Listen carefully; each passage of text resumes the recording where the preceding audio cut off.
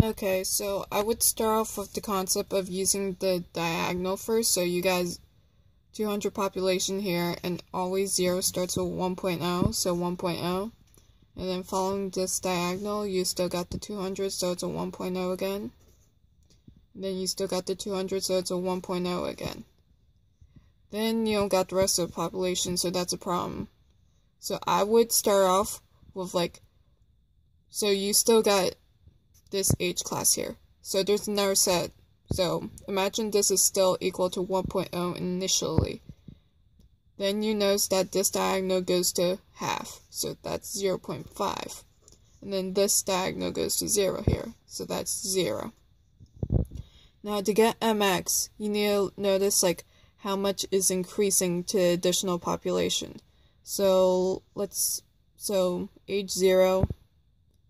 So the age 0, there's no clear definition. Well, you can't have babies at all. That's impossible. So that's 0.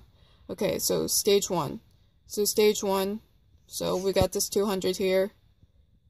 And there's nothing else basically, so you can't see an additional population, so that's 0 still. So stage 2. So we got that 100 here and this 100 here, so we have to base off this 100.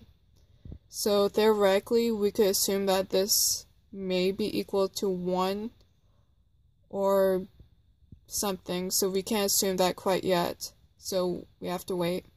And then for 3, so we got stage 3. We notice that there's this 100 here, and then there's 50. So based on this 50, since it's the only reproducing population here, we could assume that this 50 is equal to 1, so we could put on 1. So if this is equal to 1, then this should be equal to 1 for you to get this 200 population here. So that's 1. And then there's no other reproduction here, so that's 0. So multiply it. 0.